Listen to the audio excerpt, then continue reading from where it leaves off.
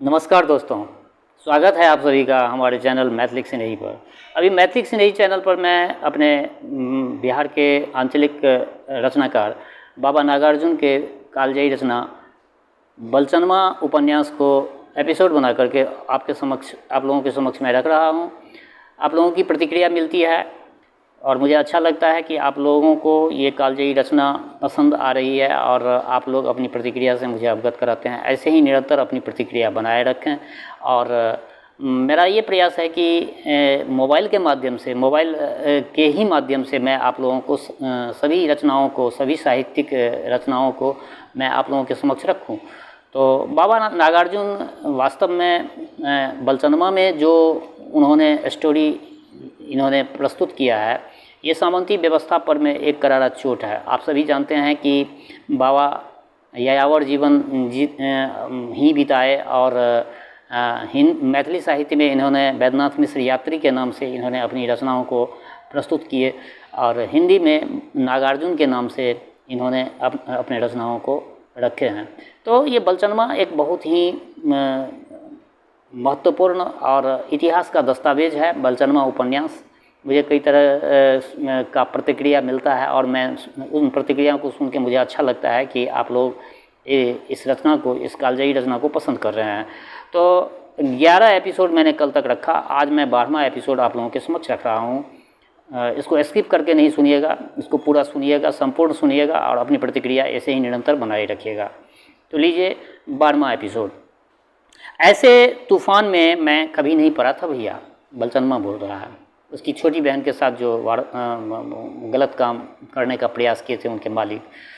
भैया, छोटे मालिक के बारे में ऊंचा विचार तो मेरा कभी नहीं रहा, लेकिन आदमी ऐसा राक्षस होगा ये तो मैंने सपने में भी नहीं सोचा था।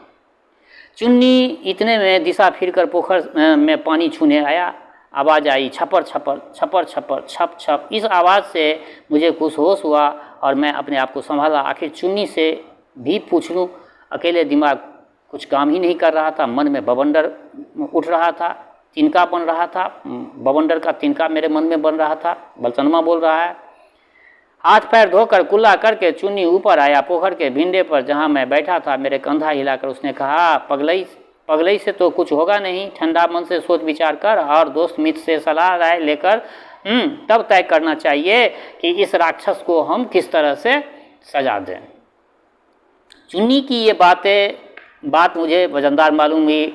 दोस्त मित्र हित बंधु तुम्हें सब जगह मिलेंगे भैया। जहाँ अपनी अकील काम नहीं करे वहाँ हित मित्र से ही राय लेनी चाहिए। बहुत इंपॉर्टेंट बात लिखे हैं। एक आदमी की अकील से 10 आदमियों की मिली जुली अकील लाख गुना अच्छी है। मुझे इस वक्त कुछ नहीं सूझ रहा था। चारों ओर गुप अंधेरा नजर आ रहा था। कोड करेज थर थर काँप रहा था। ऐसी हालत में चुन्नी हमारा सहारा हुआ और मैं उठकर खड़ा हुआ। वह बोला, जा तू भी घाट पर हाथ मुँह धो ले। हाथ मुँह गोड़ धोने से थकान भी मिटेगी और मन भी हल्का हो जाएगा।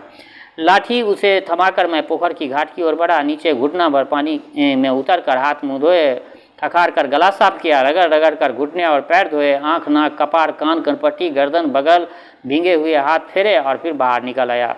चुन्नी तब तक खड़ा ही था। फिर हम दोनों आगे बढ़े गाँव की ओर। वह आगे आगे और पीछे पीछे मैं। चुन्नी मुझे सीधे नहीं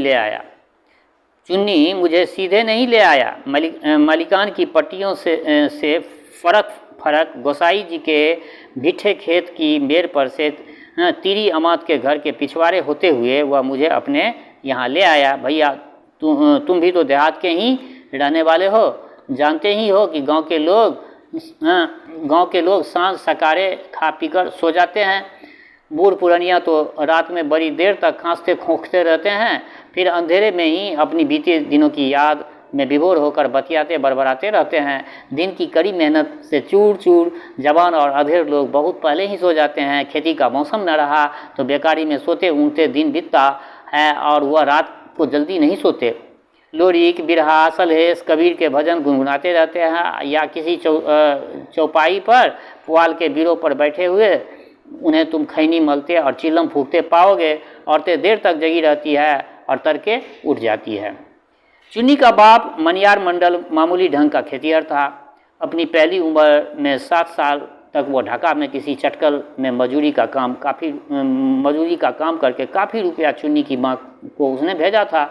चुन्नी की माँ, जिसे हम छोटी उम्र से ही धन्नी चाची कहने के आदी हो गए थे, बड़ी लक्ष्मीनिया थी।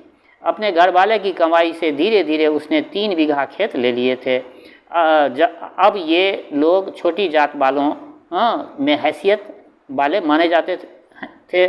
चुन्नी के माँ माने ही नहीं जाते थे, हैसियत थी भी। 2 भैंसें थी, 1 जोड़ा बैल था, आंगन में चारों ओर घर थे। कमाने खटने वाले 3 समर्थ जवान थे। मजबूत काठी की 2 कमासूद जनाना थी। बेर बखत पर सलाह लेने के लिए बूढ़ा था। लक्ष्मीनिया बूढ़ी थी। हमारे यहाँ ऐसे परिवार को भरा पूरा परिवार ही कहा जाता है भैया। उस रात कहीं बिरादरी का भोज था। चुन्नी के दोनों भाई और बूढ़ऊ खुद बाल बच्चों को साथ लेकर पत्तल गरमाने गए थे। रसोई का झंझट न रहने से जनी जात भी पड़ोस के आंगन में गप्पे लड़ाने गई थी। दरवाजे पर भैंसे और बैल बंधे थे। बैठक खाली थी, घर सुना था। ऐसे समय में पैर मारकर हम दोनों उस आंगन में घुसे। चुन्नी ने अपने पुबरिया घर का किवाड़ खोलकर कहा, आराम कर, मैं खाने का इंतजाम करता हूँ और तुम्हारी माँ को खबर भी लिए आता हूँ। चुन्नी चला गया। मैंने अपनी लाठी कोने के भीत के सहारे खड़ी कर दी। बनियान निकालकर अरगनी में टांग दी।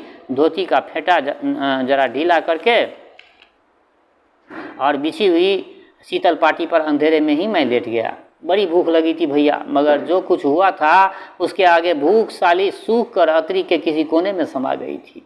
दादी ने एक बार कहा था, बहुत जास्ती खुशी हो तब भी भूख मिट जाती है, जास्ती रोग विरोग हो तो भी भूख मिट जाती है। सो उस दिन मेरी भूख उड़ गई थी भैया। मैं बार बार अकेले उस अंधेरे में यही सोचता था कि छोटे मालिक से डटकर मोर्चा लिए बिना निस्तार नहीं है। साफ साफ बात थी, या तो तुम अपनी बहन को उस जालिम के हवाले कर दो या फिर मुसीबतों की पहाड़ खुशी खुशी सिर पर उठा लो। 2 ही बात थी, तीसरा रास्ता था नहीं।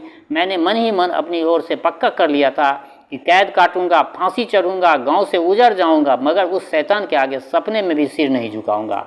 जोश में आकर भैया मैं उठकर बैठ गया, कमर सीधी कर ली। उस गुप अंधेरे में भी मैं अपने दुश्मन की परछाई मैं साफ साफ देखने लगा। उस राक्षस को ललकारते हुए मैं बोल उठा, बेशक मैं गरीब हूँ, तेरे पास अपार संपदा है, कुल है, खानदान है, बाप दादे का नाम है, अड़ोस पड़ोस की पहचान है, जिला जवार में मान है, और मेरे पास कुछ नहीं है, मगर आखिरी दम तक मैं तेरे खिलाफ डटा रहूँगा। अपनी सारी ताकत को तेरे विरोध में लगा दूंगा। माँ और बहन को जहर दे दूंगा, लेकिन तुम्हें अपनी रखेल बनने का सपना कभी तुम्हें पूरा नहीं होने दूंगा। मैं बैठा नहीं रह सका, अंदर से निकलकर आंगन में घूम फिर करने लगा। तुमने कलकत्ता का चिड़ियाघर देखा है भैया? वहाँ जिस पिंजरे में शेर रहता है वह देखा होगा। शेर जब नाराज रहता है तो गुस्से में उसकी आंखें लाल रहती है और पिंजरा में बंद रहता है तो क्या करता है?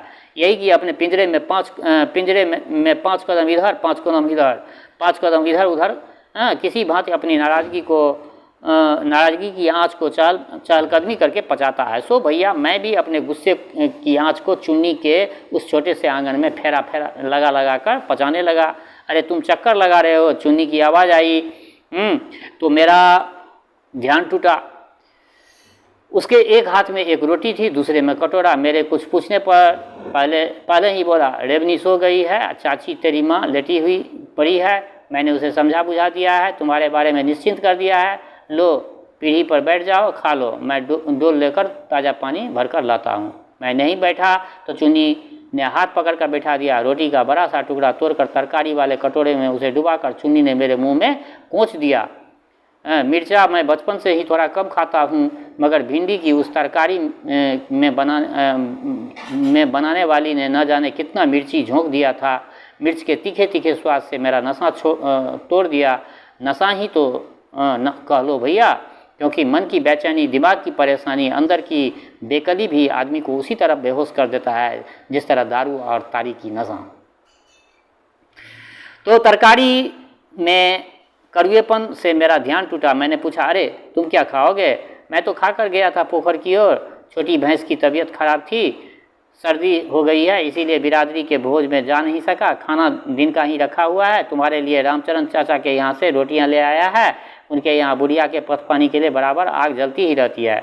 चुन्नी ताज़ा पानी ले आया था। रोटी जौ की थी, भिंडी की तरकारी और जौ की रोटी बड़ी अच्छी लगती है, लेकिन उस रोज़ मेरी जीभ ही परपरा रही थी। जैसे जैसे निकल कर भर छाँक पानी पिया और बाहर आकर पेशाब कराया। मैं चाहता था कि चुन्नी से बातें करूं, लेकिन उसे किसी ज़रूरी काम से भवनटोली जाना था। उसने कहा अभी आराम करो, करके हम उठेंगे तब बातचीत होगी।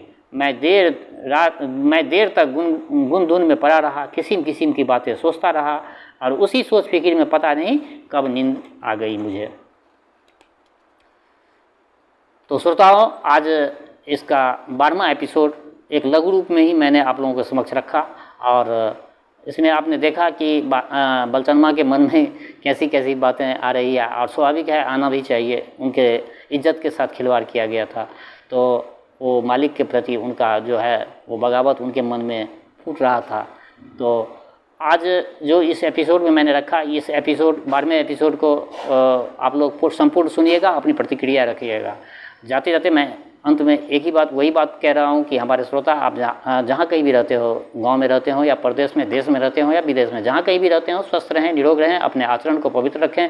माता जनकनंदिनी जगदम्बा माँ वैदेही की कृपा आप लोगों पर बरसती रहे। शुभकामनाओं के संग जय मिथिला, जय मैथिली।